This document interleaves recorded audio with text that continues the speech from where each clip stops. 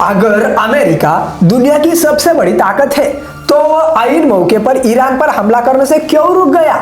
तेल के दाम भी बढ़ चुके थे, सेनाएं भी तैयार थी, कुछ लोग अपना देश छोड़कर निकल चुके थे। तो फिर ऐसा क्या हो गया कि डोनाल्ड ट्रंप को खुद ईरान को फोन करके कहना पड़ा कि हम हमला नहीं करेंगे? क्या यह डर था या कोई ऐसा सच जो अमेरिका दुनिया को नहीं बताना चाहता? साथियों, यही सवाल आज पूरी दुनिया पूछ रही है, क्योंकि पिछले कुछ दिनों में माहौल ऐसा कुछ बना दिया गया था कि ईरान पर हमला बस अब होने ही वाला है। ट्रंप की धमकियां, help is on the way जैसे ट्वीट, कतर के अल उदैद एयरबेस से अमेरिकी फोर्सेस की हलचल, भारत यूके यूरोप का अपने नागरिकों को वापस बुलाना, नो फ्लाई जोन और इसी बीच तेल की कीमतों का उछलना, सब कुछ एक बड़े युद्ध की तरफ इशारा कर रहा था।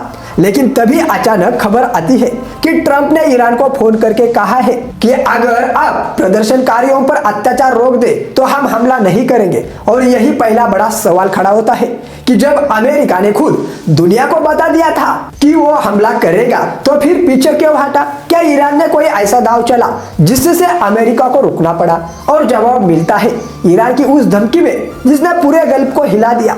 ईरान ने साफ कहा कि अगर अमेरिका ने हमला किया तो हम अमेरिका पर नहीं बल्कि उसके सहयोगी देशों पर जैसे कि सऊदी अरब, कतर, यूएई, कुवैत, बहरीन को निशाना बनाएंगे।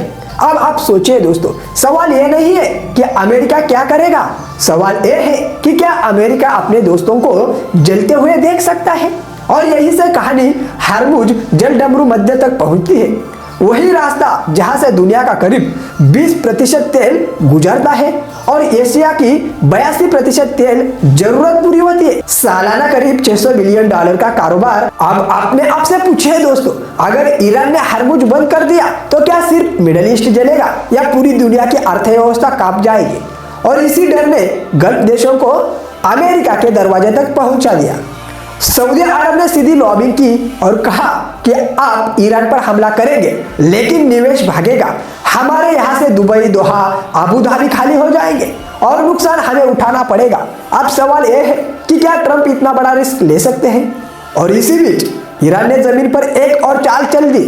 सीधे गोली चलाने के बजाय इराक से शिया, मलेशिया और भाई के लोगों को बसों में भरकर बुलाया गया ताकि भीड़ में घुसकर प्रदर्शनकारियों को खत्म किया जाए, जिससे अमेरिका के सामने सबसे बड़ी दिक्कत खड़ी हो गई कि बम मारे तो मारे कहाँ, क्योंकि सड़कों पर तो सरकार विरोधी भी है और सरकार के समर्थक भी। और अगर गलती से प्रो गवर्नमेंट लोग मारे गए तो पूरा ईरान एंटी अमेरिका हो जाएगा। तो क्या अमेरिका अपने ही हाथों से अपने खिलाफ माहौल बना सकता है? और यही कारण है कि इजराइल तक ने अमेरिका को सलाह दी कि सीधा हमला मत करो, वेनेजुएला की तरह सॉफ्ट ऑपरेशन और मैक्सिमम प्रेशर टेक्निक अपनाओ और फिर हम देखते हैं कि अमेरिका बम की जगह पैसा रोकता है। 18 शैडो कंपनियों पर बैन लगा दिया, शैडो बैंकिंग नेटवर्क पर कार्रवाई की गई, ईरान का तेल बेचना मुश्किल कर दिया, मतलब युद्ध बिना गोली का ही चलाया। अब सवाल यह है कि क्या इसे अमेरिका की हार कहेंगे या चालाकी? क्योंकि युद्ध टला है लेकिन खत्म नहीं हुआ। अमेरिका युद्धपोत अब भी ईरान की तरफ बढ़ रहे हैं। बाजार सिर्फ एक फोन कॉल से शांत हो गया लेकिन तनाव अभी भी जिंदा है। तो असली सवाल यही है कि क्या यह शांति है या तूफान से पहले की खामोशी? और क्या अगली चाल अमेरिका चलेगा या ईरान? आप क्या सोचते हैं? कमेंट में हमें जरूर बताएं।